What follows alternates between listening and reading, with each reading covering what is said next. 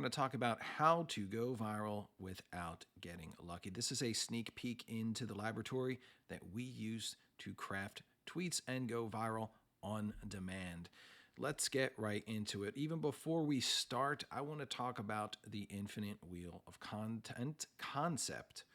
And the infinite wheel of content is basically the idea that you're going to use your own validated content to create more content. If your audience has liked your content or your ideas in one form, perhaps they want to see more of it and you can repurpose it in many different ways. So often, some people will go, I don't know what to tweet about. I don't know what to write about. Well, my first suggestion for you is to start asking more questions out onto the timeline. I said that before. Questions are massively underrated. They are a great source for ideas.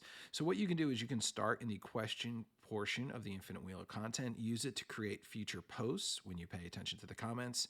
Use those posts to create lists, which are forms of prototype threads. And if your threads do really well, you can turn those into lead magnets and you can even turn those into blogs. By the way, I want to say something about this infinite wheel.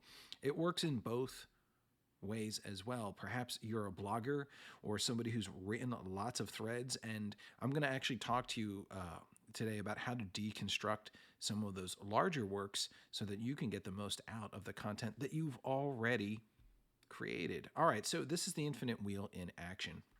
This is just a way that you can use it, and I write tweets using all of those different methods. So you'll see me ask often questions onto the timeline, and I'm paying attention to how those questions perform. I'm looking at the comments. I'm reading every comment. So here's one. If you could recommend one book to read, what would it be? And this did extremely well for me. 2,000 likes. It's a semi-viral tweet, almost 1,000 responses. This is telling me when I'm tweeting about this, and my book tweets do very well in the form of questions, it is a signal to me that my audience really enjoys talking about books, perhaps even more than reading books. But my Twitter audience is every time I write about one of these, they're very engaged with it. They do extremely well. So what you can do is take learn from your success from a previous post, from a question post, turn it into a regular post.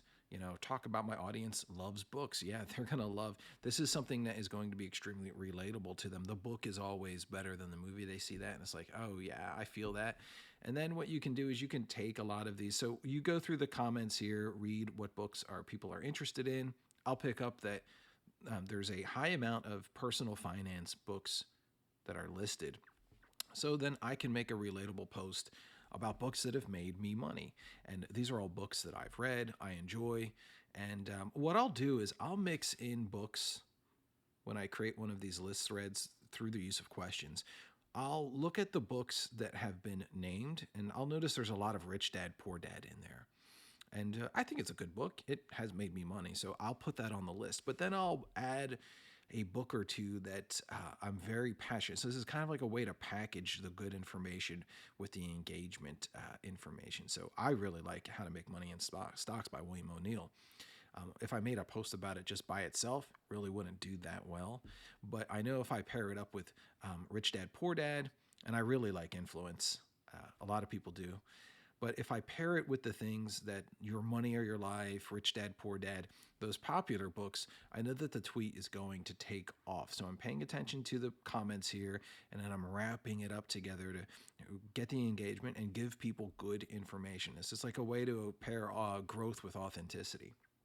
And then I know my audience is really interested in the books and the advice that they get regarding personal finance. So then I'll turn that into a thread ultimately in its long form, just the steps of progression here. And then I'll talk about lessons that I learned while I was on the path to being a millionaire because I know my audience. Every single step of this way has been validated. And we just take it to the next step and talk about the lessons that we have. This is like a really form of a short kind of book. And you could take a thread like this. And my first lead magnet was Mental Models of a Millionaire. It was kind of like a practice for me, which was these kinds of threads put into long form. You can turn them into a blog. You can turn them into a lead magnet, whatever it is. If you want to elaborate on threads that you have and take them somewhere else, I highly recommend doing it because your audience, if they do well, if it's validated, because your audience is telling you that's what they are interested in. All right, so here's actually bloggers. This is going backwards on the infinite wheel. These are people who are bloggers and YouTubers. Too often, I believe, people are making the mistake. They have content on all of these other sites. Perhaps you're a blogger, perhaps you're a YouTuber, and they go on to Twitter and they misuse it unbelievably. They just post links to their website, which you understand that burns your engagement. That's hurting your engagement. Whenever you post straight links to other websites, the Twitter algorithm is going to deprioritize you for obvious reasons.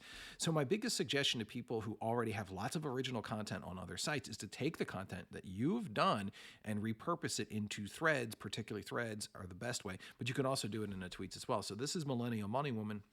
When she started doing this, she gained roughly around 50,000+ followers in the past year. That is not an exaggeration. She was posting links to her websites, but when she made that switch, the shift to take the content that she's already done and repurpose it for Twitter, wound up blowing up on Twitter, and at the same time her blog became more popular because she was effectively driving traffic to there by writing high engagement tweets. So these are just threads that she's writing are just basically repurposed material that she's already done before, and then inside the thread she'll put some kind of call to action to a blog post that relates to the particular thread that was inspiring the post.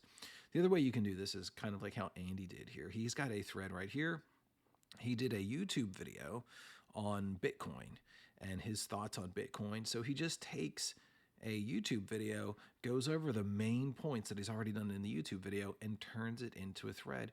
Winds up getting good engagement, lots of followers, establishes some authority on Twitter in that particular subject, and it gets his YouTube videos more clicks, which generates more revenue.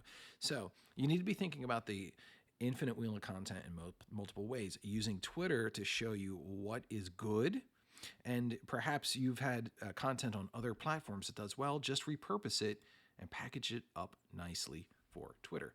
All right, so if there's one thing I want you to learn from Create 24/7, it's how to write highly engaging posts. That's the most important thing. You might be like, well, isn't that some like no, because what you're going to do, especially if you want to make money online, is you need to effectively learn how to get people to see your posts, because then you can do something with that there. If you can't get anybody to see your posts or create any kind of organic engagement, you're not playing the game of Twitter right. You just don't understand how it works. So I'm going to give you the method. I'm going to go over this one time for you. I'm going to show you exactly how I create posts and how you can take exactly what I do and apply it to yourself and to the posts, and you're going to see a dramatic rise in engagement. So the process is called measure, refine, repeat. And there's a page or two in it in the Create PDF. And what we do is we pay attention to all of our analytics. We store all of our analytics for every single tweet. We look at the patterns in our analytics. Then ones that do very well, we'll rewrite. We'll use them as a template for future content and reposition the tweets that work. And then we'll continually repeat those onto the timeline. This is how you consistently write high engagement tweets. All right, so I'm going to show you what I do. I talked about how I use the Apple Notes, and I think Apple Notes is great to organize all of your materials. You may have another method. That's fine. I'm showing you what I do. So here's me in Apple Notes. I'll have multiple categories. The main category is called Twitter Ready, and that's like a big folder with folders underneath it that have posts that are ready to post onto my timeline, and in all the different categories. So I might wake up one day and be like, oh, it's a Sunday, I'm going to post some family feel-good stuff. Or I'm just feeling like a one-liner. Keep things simple, keep it light. Or let's go with some kind of value or threads, storms or threads. So what I'll do is, so you might be like, whoa, that's a lot of posts, but I'm going to be real. A lot of them aren't really good, but they're ready. They're kind of like in my ready folder. So I'll go through if I don't know what to tweet that day, or if I'm not really thinking about what to, all right, I'll pull something from there. And then what I'll do is I'll take the tweet and I'll put it into a staging folder. That means it's on my timeline and hasn't been evaluated yet. So cool thing about Apple Notes is you can drop and drag, and it works, and it will show that on all of the different devices that so I can be on my laptop, iMac, it all coordinates with each other. And then what I'll do is after 24 hours, I will evaluate every single tweet onto my timeline. If it performs poorly, it goes back into another folder somewhere else where it gets deemed as a rewrite. Maybe the idea was good and it just didn't fire, the packaging was off. Mediocre is kind of like my audience isn't interested in this. Or it goes back into another folder that I have for drafts. It just needs a lot more refinement. If it was good, if it got over that 1% likes to impression ratio, that means there's something to this if it performed well on my timeline. So then it goes into a different subset called Twitter validated. And notice these pretty much line up. I'll have all of these here, and they tell me how the tweet performed, what the tweet was, and then all of the comments under all of the important comments under the tweet, so I can see my audience reaction to it. So that's how I get organized. It's kind of like a 3-step of writing the tweet and prepping it, right? Editing stage, I guess, getting it ready, then posting it. It goes into staging, and then an evaluation part. And this is how I'll do it. So here's a post from the Twitter Ready. I posted onto my timeline. Look, I knew this tweet was going to go over 1,000 because I've used these methods before, 1,000 likes. By age 40, you should realize that everything on the news is complete fiction. Anytime I talk about the news, it relates very well with my audience. And yes, I do believe this. This is authentic because I know I don't watch the news. I've mentioned this multiple times. It's authentic. I just know how to blend the authenticity with packaging and really make it pop. So here's what I do. I take a look at all of the analytics behind it. Here's impressions, gets over 100,000 impressions, and it gets over that 1% likes to impression ratio. It does very well on my timeline. I'll also pay attention to profile clicks, retweets, because perhaps I was tweeting for followers and I wanted a higher ratio of profile clicks. So that's another reason behind it. Or I wanted to go for retweets. I wanted to write polarizing content. But regardless, I knew this tweet was going to perform the way that it did because I've looked at so many tweets this way, and I knew that this would get a high amount of ratio for likes, especially to impressions. And not only do I just pay attention to that, it is key. It is absolutely critical to pay attention to the type of comments that you get from your audience. And I screenshot all of the best ones. So someone here mentions a book. I've never even heard of this book, Stop Reading the News by Rolf Doble. I don't even, but that's interesting. Now I have something to look up. Now I can take a look at it. Maybe my audience is interested in this book. I don't know, but they responded well to it. All news is lies and propaganda disguised as news. Ooh, that's good. That's it. What I could use are these as starting points. This is like kind of like the infinite wheel for new ideas for tweets. Here's one by Jim, who loves to post pictures and lots of really interesting stuff. But he'll come into my comments often.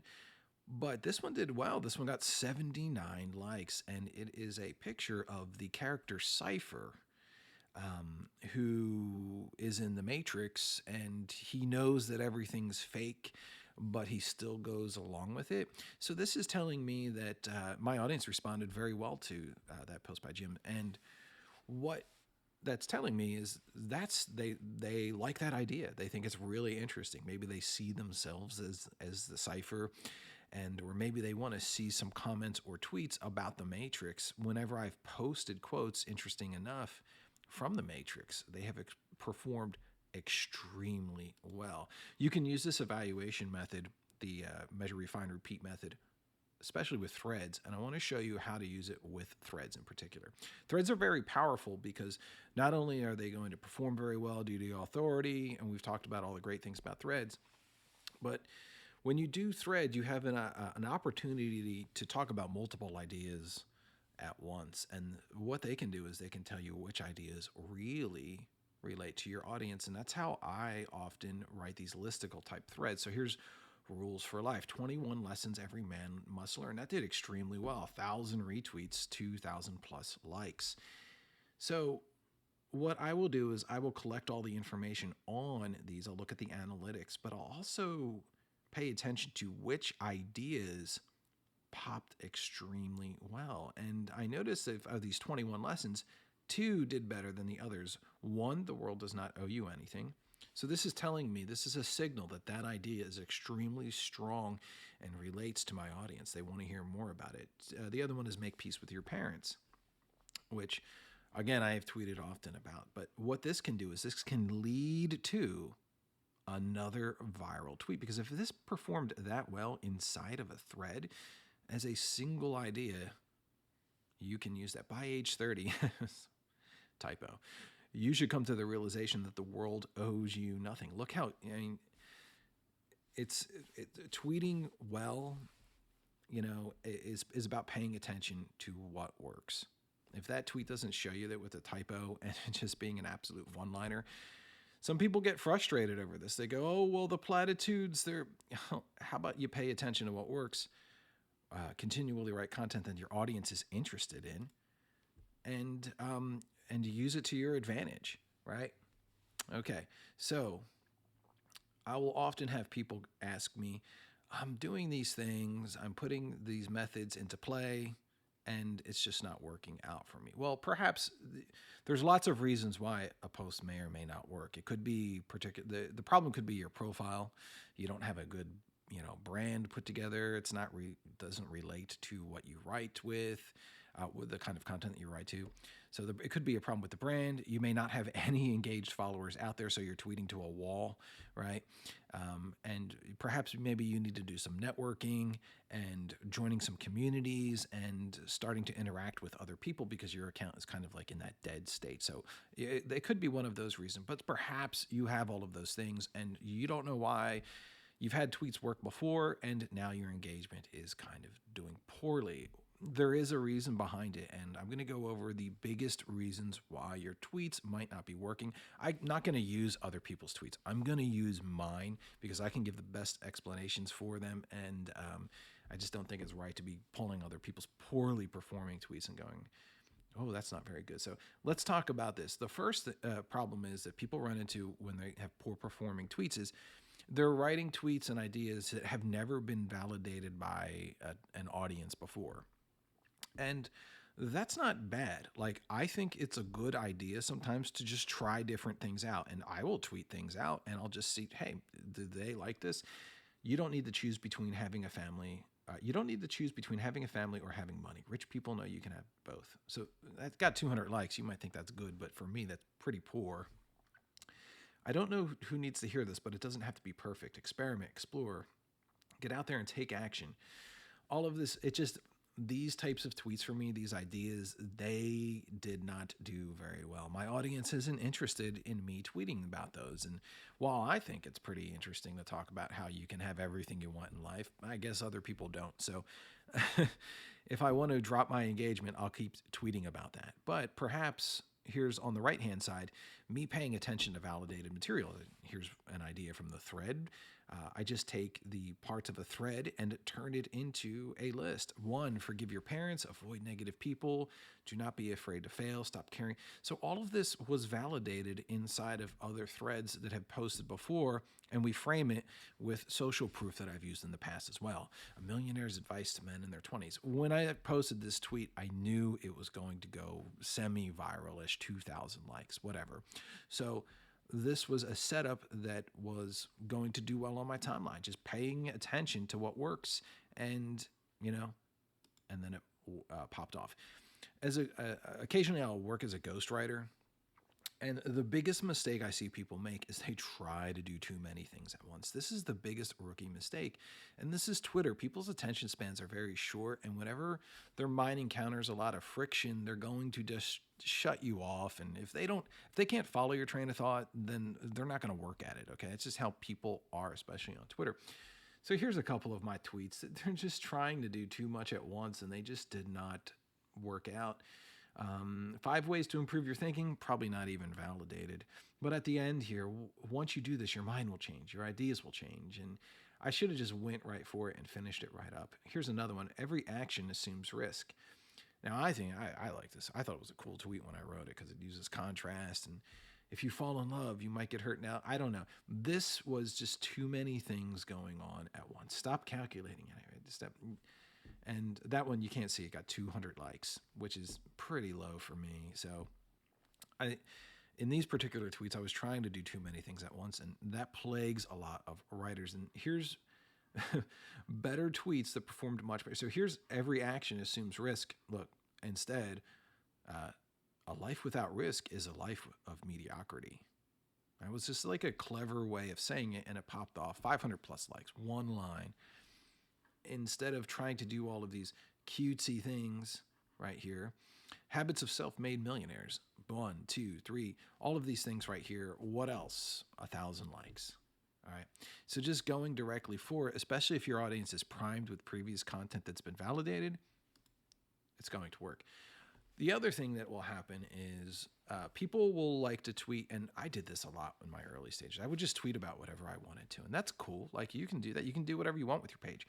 But if you're having a problem with engagement, often it's going to be because you're tweeting about things that your audience is getting confused that you're tweeting about them. So if you had to hold one stock for 10 years, what would it be? I love talking about stocks. My audience, I guess not so much. 90 comments, 160 likes, But if the art of purpose asks in one word, what is your purpose?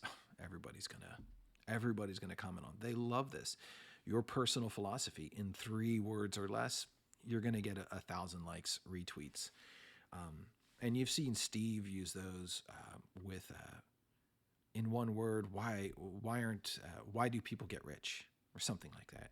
Because he's Millionaire Habits. That's his brand. It's around these types of tweets that he's crafting, and he's asking questions that are related to what he talks about. The other reason is what you're writing or the language that you're using isn't getting a reaction from people. It just is boring. It's very vanilla, and it just lacks power. Your writing voice needs to be powerful, or people are just going to move on. They're going to tune you out. You'll just get lost in the sea.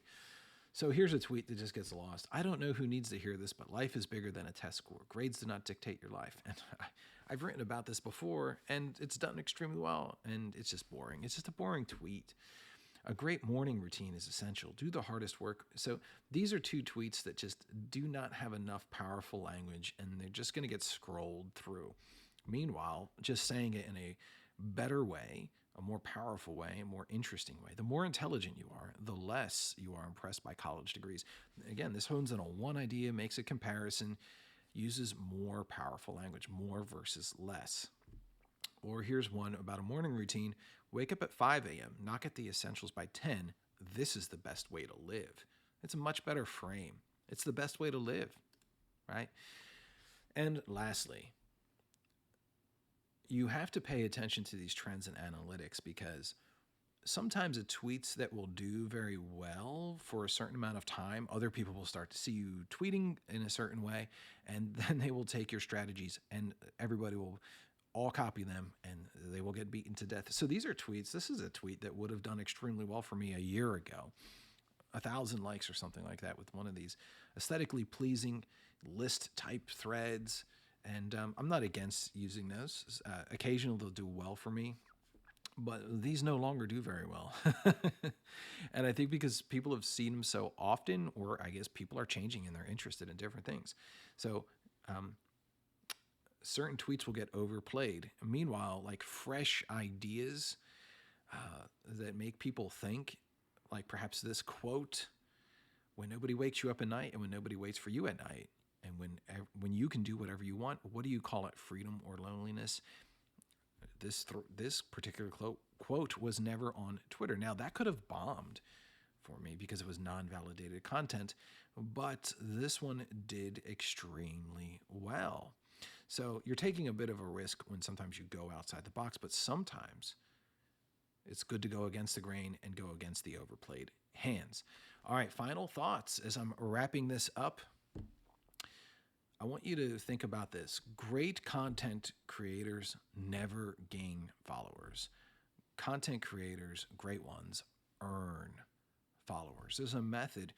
All of the big content creators and people who are really good at Twitter, who have high followings, make money on Twitter, they're all paying attention to what works. They all have their systems. They all have their own laboratories.